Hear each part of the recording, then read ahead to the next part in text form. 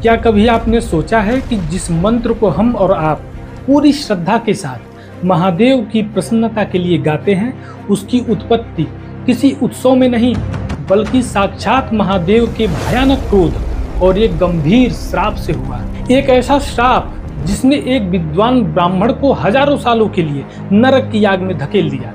एक ऐसी गलती जिसे खुद महादेव ने अक्षम्य माना।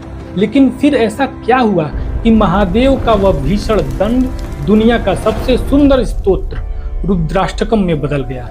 आज सात्विक संवाद पर हम उस रहस्यमयी घटना को जानेंगे जहां अहंकार, न्याय और गुरु की करुणा का एक ऐसा युद्ध हुआ जिसने ब्रह्मांड के इतिहास को बदल दिया। ये कहानी शुरू होती है अयोध्या के एक ब्राह्मण से जो उज्जैन में शिक्षा ग्रहण करने गया। असतो मा सद्गमय। वह एक ऐसे गुरु की शरण में पहुंचा जो साक्षात धर्म के अवतार थे। वे वेद विधि से सदा शिव जी की पूजा करते थे। उनके लिए महादेव की सेवा ही सब कुछ था। वे परम साधु थे, परमार्थ के ज्ञाता थे। लेकिन उनकी सबसे बड़ी विशेषता ये थी कि भगवान भोलेनाथ के उपासक होते हुए भी उनके हृदय में श्री हरि यानी भगवान विष्णु के प्रति अनन्य प्रेम था। लेकिन वो जो शिष्य था वो कपट पूर्वक अपने गुरु की सेवा करता था। ब्राह्मण दयालु थे। उन्होंने इस शिष्य को अपना पुत्र मान लिया था। उसे शिव मंत्र की दीक्षा दी, शुभ उपदेश दिए। शिष्य मंदिर में जाकर जप तो करता था, लेकिन उसके भीतर भक्ति नहीं बल्कि दंभ और अहंकार बढ़ रहा था। जरा सोचिए, मंदिर में बैठकर भी वह दुष्ट मलिन बुद्धि वाला ही रहा। वह हरि भक्तों को देखते ही जल उठता था और भगवान विष्णु से द्रोह करने लगा। वह उस सांप की तरह बन चुका था जिसे गुरु दया का दूध पिलाते थे, लेकिन वह केवल जहर उगल रहा था। उसके इस व्यवहार से गुरुजी अत्यंत दुखी थे। वे उसे रोज समझाते, पुत्र नीति का मार्ग मत छोड़ो। एक दिन गुरुजी ने उसे पास बुलाया और वह बात कही जो इस पूरी कहानी का सार है। गुरु ने कहा, हे तात सुनो, शिव जी की सेवा का असली फल ही श्री राम जी के चरणों में अनन्य भक्ति है। अरे अभागे, जिस राम को साक्षात ब्रह्मा और शिव जी भजते हैं, तू उनसे द्रोह करके दुख चाहता है। लेकिन अहंकार का पर्दा इतना मोटा था कि गुरु की अमृत जैसी वाणी उसे जहर लगी। फिर गुरुजी ने जो कहा वहीं से सब कुछ बदल गया। गुरुजी ने शिवजी को हरि का सेवक कह दिया और इतना सुनते ही शिष्य का हृदय जल उठा। वह अभिमानी और कुटिल पहले हरि से द्रोह करता था और अब तो दिन रात गुरुजी से द्रोह करने लगा। लेकिन गुरु तो गुरु होता है। शिष्य द्रोह करता रहा और वे उसे उत्तम ज्ञान देते रहे। लेकिन एक दिन अहंकार की सीमा टूट गई। वह शिष्य मंदिर में बैठा था, तभी उसके पूज्य गुरु वहां आए।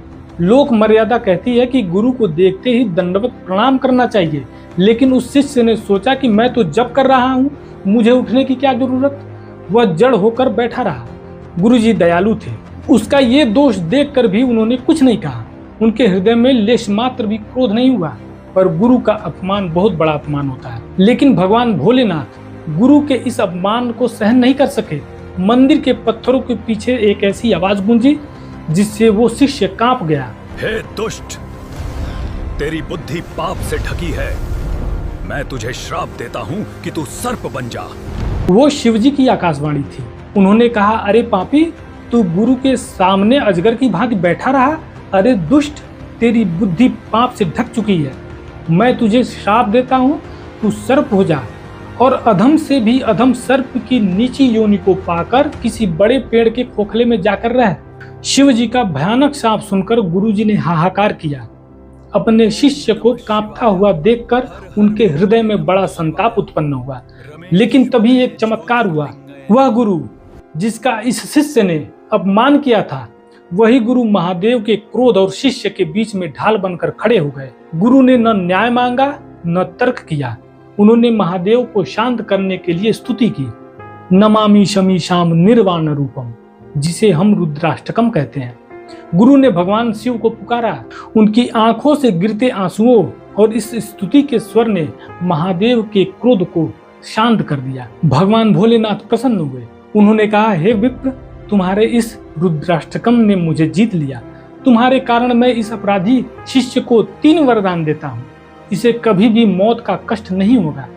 इसे हर जन्म में अपना ज्ञान याद रहेगा और अंत में इसे श्री राम जी की अनन्य भक्ति मिलेगी। वही शिष्य आगे चलकर काकभूषुंडी बना। रुद्राष्टकम केवल एक मंत्र नहीं है, यह उस गुरु की वकालत है जिसने अपने अपमान को पी लिया ताकि उसका शिष्य बच जाए। ये हमें सिखाता है कि बिना गुरु के सम्मान के ईश्वर की भक्ति भी व्यर्थ है। क्या आपके जीवन में कोई ऐसा गुरु है? यदि हाँ तो कमेंट्स में जरूर बताएं और इस वीडियो को लाइक करें, शेयर करें और हमारे चैनल को सब्सक्राइब करें। वीडियो देखने के लिए आपका बहुत बहुत धन्यवाद।